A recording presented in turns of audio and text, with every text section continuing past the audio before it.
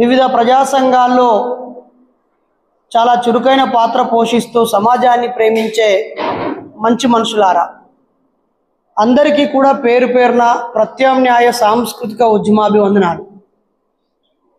ఈరోజు మే 30 గురువారం రోజు, వర్కింగ్ డే రోజు,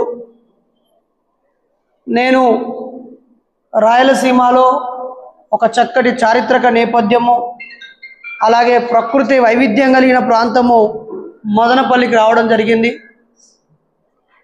ఇక్కడికి రావాలని చాలా కాలంగా నేను అనుకుంటున్నాను. సరిగ్గా ఒక సంవత్సరం క్రితం ఈ ప్రాంతానికి నేను వచ్చి ముందుగా ఇక్కడే ఉన్నటువంటి గంగులప్ప ఇంటికి వెళ్ళాను. పచ్చని పంట పొలాల మధ్య గుడిసె వేసి దాంట్లో సమావేశం ఏర్పాటు చేశాడు. ఆ తర్వాత అదే సంవత్సరం క్రితం ఇక్కడే ఉన్నటువంటి రెడ్డప్పన్న వాళ్ళ ఇంటికి, అలాగే మాకు కుటుంబ స్నేహితులుగా మారిపోయినటువంటి మోహన్ అన్న వాళ్ళ ఇంటికి వెళ్ళి గడిపి, వాళ్ళ కారులోనే హార్స్లీ హిల్స్ మొత్తం సందర్శించి, ఇంకొకరిద్దరు ఇంటికి వెళ్ళాలనుకున్నాం కానీ సమయం సరిపోక రాయచోటికి వెళ్ళిపోయి అక్కడి నుంచి మేము తిరుగు ప్రయాణం అయ్యాము. మధ్యలో ఒకసారి గంగులప్పన్న అంబేద్కర్ గారి విగ్రహాన్ని ఏర్పాటు చేసి దాన్ని ఆవిష్కర్తగా నా పేరు రాసి 2 నెలల క్రితమే డేట్ ఫిక్స్ చేసుకొని అన్ని ఏర్పాట్లు చేసుకున్నాక ఇక్కడున్నటువంటి పోలీస్ అధికారులు ఫోన్ చేసి, నరేష్ గారు, మీరు ఆవిష్కరణకు రాకుండా ఉండడం మంచిది, మిమ్మల్ని అడ్డుకోవాలనుకుంటున్నారు, దాడి చేయాలనుకుంటున్నారు, మీ పైన సమాజంలో చాలా చెడు ప్రచారం ఉంది, మీరు రాకండి అని చాలా రకాలుగా మమ్మల్ని ఇబ్బంది పెట్టారు. అయినా వెళ్ళి కార్యక్రమానికి ముందే వెళ్ళి దండ వేసి నేను సురక్షిత ప్రాంతంలో ఉండి మళ్ళీ కార్యక్రమం అయిపోయాక అన్న వాళ్ళ ఇంటికి వెళ్ళి భోజనం చేసి వెళ్ళిపోయాం. నాకు అనిపించింది, అంటే ఇక్కడ మానవ హక్కులు ఉండవా? మనిషికి స్వేచ్ఛ ఉండదా? భావ ప్రకటన స్వేచ్ఛ ఉండదా? మనిషి చేసే తప్పుకు స్వేచ్ఛ అక్కర్లేదు, తప్పును అరికట్టాల్సిందే, పొరపాటు చేస్తే శిక్షించాల్సిందే, నేరం చేసే అవకాశం ఉంటే ముందస్తుగా అరెస్ట్ చేయడం కూడా తప్పు కాదు, అది రాజ్యాంగం చెప్తున్నటువంటి విషయమే. కానీ భారతరత్న అలాగే న్యాయశాఖ మంత్రిగా పనిచేసిన ఒక గొప్ప ప్రపంచ మేధావి విగ్రహాన్ని ఆవిష్కరించే అవకాశం కూడా, శిలాఫలకం మీద పేరు రాసి నేను ఈ పట్టణానికి చేరుకున్నాక దాన్ని ఆవిష్కరించొద్దు అని పోలీసు వాళ్ళు అనడం చాలా అవమానంగా అనిపించింది నాకు. అప్పుడే నేను హ్యూమన్ రైట్స్కి ఒక మెయిల్ పెట్టి లేదా సోషల్ మీడియాలో ఒక వీడియో పెట్టి, పోలీసు వారు నన్ను రక్షించలేరా, విగ్రహాన్ని ఆవిష్కరించడానికి నాకు అవకాశం కల్పించలేరా, మీరు చేతగాని వాళ్ళ అని రెచ్చగొడుతూనో అవమానిస్తూనో ఒక వీడియో చేయొచ్చు, ఇక్కడ పోలీసు వాళ్ళ మీద దుమ్మెత్తిపోయొచ్చు నాకు జరిగిన హక్కుల హననం మీద. కానీ దానివల్ల శత్రువుకి ఎక్కువ లాభం జరుగుతుంది, పోలీసు వర్గం మనకి శత్రువుగా మారే ప్రమాదం ఉంటుంది. కాబట్టి మనకు పోలీసులు మిత్రులే. ఎక్కడైతే చట్టాన్ని తమ చేతిలోకి తీసుకొని అన్యాయం చేస్తారో అక్కడ శత్రువులు మనకు పోలీసులు, ఎక్కడ అన్యాయానికి కొమ్ము కాస్తారో అక్కడ మనకు శత్రువులు. కానీ రాజ్యాంగాన్ని అమలుపరచడంలోనూ, మన సమాజంలో ఉన్న శాంతి భద్రతలు నిర్వహించడంలోనూ, మనల్ని రక్షించడంలో వాళ్ళు మన మిత్రులే. వాళ్ళతో ప్రత్యేకంగా శత్రుత్వం ఏముంటుంది? వాళ్ళు జీతం తీసుకొని వాళ్ళ పని వాళ్ళు చేస్తున్నారు, మనలాంటి వాళ్ళము ఎలాంటి జీతం తీసుకోకుండా వాళ్ళ పనే మనం చేస్తున్నాం. ఈరోజు రోడ్డు ప్రమాదాలు అరికట్టాల్సిన బాధ్యత వాళ్ళపైనే ఉంటుంది, ఆత్మహత్యలను రూపుమాపాల్సిన బాధ్యత వాళ్ళపైనే ఉంటుంది, వైద్య ఆరోగ్య శాఖ పైనే ఉంటుంది, మానవ వనరుల శాఖ మంత్రిత్వ శాఖ మీదనే ఉంటుంది ఈ బాధ్యత. ఒకవైపు వాళ్ళ బాధ్యతలు వాళ్ళు నిర్వహించకపోయినా మనం నిర్వహిస్తున్న అవకాశాలు ఇవ్వకుండా అడ్డంకులను క్రియేట్ చేయడం చాలా బాధకరం. ఇకపోతే మతవాదులు, ఇప్పటికీ దాదాపు 18 నెలలు 20 నెలలు అవుతుంది.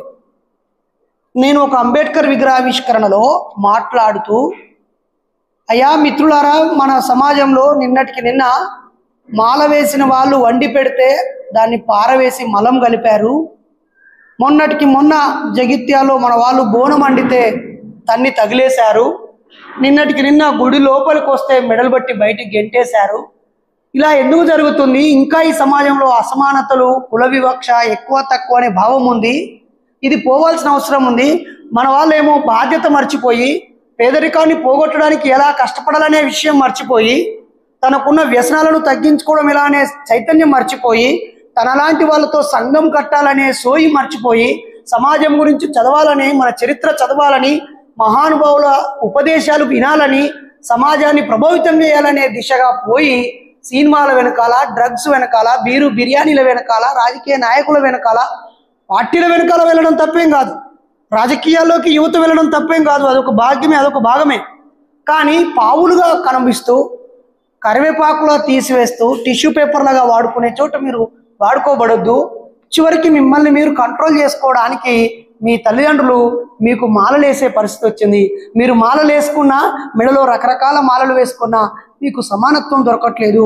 జీవితకాలం మాల బుద్ధుడు వేసుకున్నాడు, మహానుభావులు వేసుకున్నారు.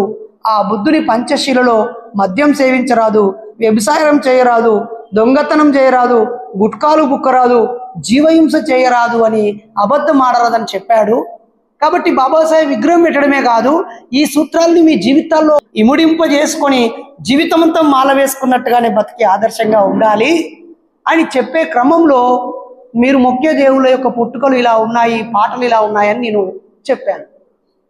ఇది చెప్పడం వరకు నా ముందున్న వాళ్ళందరికీ అది మొత్తం 2 గంటల ప్రసంగంలో వాళ్ళకి భావం బాగా అర్థమైంది. కానీ నేను ఎక్కడైతే ఒక మాట తుల్లానో, తప్పుడు ఉదాహరణ ఇచ్చాను, నేను ఇప్పటికీ దానికి క్షమాపణ కోరాను. దాన్ని తిరిగి మళ్ళీ చెప్పడం లేదు. ఎక్కడ ఒక పొరపాటు జరిగితే అది ఆవేశంలో జరగచ్చు, అనాలోచితంగా జరగచ్చు, సిచ్యువేషన్ వల్ల జరగచ్చు. పొరపాటే, దాన్ని మనం సర్ది చెప్పుకొని గర్వంగా చెప్పుకొని అక్కర్లేదు. అయితే దానిని కట్ చేసి వైరల్ చేసి నాకు సంబంధం లేని చోట కూడా నాపై చెడు ప్రచారం చేయడం జరిగింది. ఆ తర్వాత అనేక యూట్యూబ్ ఛానళ్ళలో డిబేట్స్లో పాల్గొనడము, ఆ తర్వాత కాస్త అదే సమయంలో నాకు ఉస్మానియా యూనివర్సిటీ మూఢనమ్మకాలు అనే అంశం మీద PhD ఇవ్వడము, నేను సబ్మిట్ చేయడము, ఇదంతా ఒక మంచి పరిణామం జరుగుతూ వచ్చింది.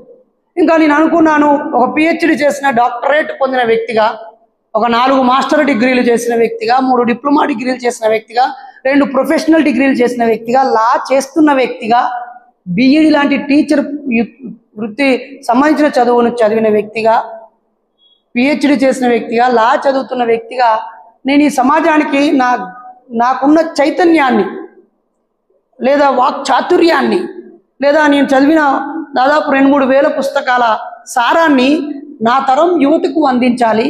నా ముందు తరం అన్నయ్యలందరినీ కలిసి మీ వారసత్వానికి మీ తమ్ముడిగా మేమున్నాము, ఈ సమాజం ఖచ్చితంగా మార్పు చెందుద్ది, చైతన్యం అవుద్దనే ఒక భరోసా ఇస్తానని నేను సంచి జబ్బకేసుకుంటే, ఎక్కడికి వెళ్ళినా ముందుగానేమో అక్కడ ఉన్న మన సీనియర్ నాయకులే, అన్నా నువ్వు వస్తే మీ మీద తట్టుకోలేమన్నా, పోలీసు వాళ్ళు పర్మిషన్ ఇస్తారో ఇయ్యరో అన్నా అని మన వాళ్ళు సగం మంది బయటికి వెళ్ళిపోవడం, ఒకవైపు భయపడిపోవడం, ఇంకోవైపు ఏమో ఇప్పుడు ఇలా ఎలక్షన్ కోడ్ ఉందని ఒక సందర్భం, లేదా మొన్ననే జాతర జరిగిందని ఒక సందర్భం, పక్కనే ఒక గుడి ఉందని ఒక సందర్భం, ఇప్పుడు మాలలో కొంతమంది భవానీ మాలలో ఉన్నారని కొంతమంది, అయ్యప్ప మాలలో ఉన్నారని కొంతమంది, లేదా అంజన్న మాలలో ఉన్నారు ఇప్పుడు అని కొంతమంది. ఎప్పుడు ఏదో ఒక మాల ఉంటుంది ఇయర్ పొడుగుతా, ఏదో ఒక తిరునాళ్ళు జాతర ఉంటుంది ఇయర్ పొడుగుతా, ఏదో ఒక ఎన్నిక ఉంటుంది ఇయర్ పొడుగుతా. అక్కడ ఉన్న ప్రజాప్రతినిధులు కూడా ఇలాంటి అంశం సున్నితంగా అంశంగా చెప్తున్నారు. పోలీసు వాళ్ళు కూడా అసలు ఆ మీటింగే అవసరం లేదని అంటూ ఉన్నారు. మరి మూఢనమ్మకాల పేరుతో మనుషులు చచ్చిపోతున్నప్పుడు మన పోలీసు అన్నలే కదా దాన్ని కంట్రోల్ చేయాలి. ఆత్మహత్యలు చేసుకొని మనుషులు చచ్చిపోతూ ఉంటే మన దగ్గర ఉన్నటువంటి డాక్టర్సే కదా వాళ్ళకు చైతన్యం నింపాల్సింది. ఇది పక్కన పెట్టి అసలు మామూలు విషయాలపైన కూడా చర్చించని పరిస్థితి వచ్చేసింది. ఇక ప్రజలు హక్కుల గురించి అడిగే స్థాయి ఎక్కడిది, వనరుల దోపిడీ మీద ప్రశ్నించే స్థాయి ఎక్కడిది, భవిష్యత్తులో రానున్న మానవాళికి కలిగే ముప్పు గురించి చర్చించే చర్చలు ఎక్కడ జరుగుతున్నాయి? ఎంతసేపు ఒక భావాజాలంతో ఉన్న వాళ్ళు గుప్పెడు మంది కలుసుకోవడమే జరగట్లేదు, వేరువేరు సంఘాలు ఐక్యంగా కలుసుకోవడము జరగట్లేదు. ఏదో ఒక సంచలనాత్మకమైన సంఘటన జరిగితే కొద్దిమంది అందులో ఉన్న ఏదో ఒక సామాజిక ఉద్యమకారుడో, లేకపోతే అన్ని సంఘాలతో ఉన్నటువంటి ఒక జేఏసీ వ్యక్తో, లేదా ఒక మంచి బలంగా ఉన్న పార్టీయో ముందుంటే మిగతా వాళ్ళందరూ వచ్చి జై అనుకొని పోతా ఉన్నారు. ఇది ఎంత ప్రమాదకరం. నేను ఒక 28 సంవత్సరాలుగా మూఢనమ్మకాల నిర్మూలన కార్యకర్తగా పనిచేస్తూ ఉన్నాను. 1995 నుంచి, అప్పటి నుంచి ఇప్పటివరకు నేను ఎక్కడ వెనకడుగు వేయలేదు.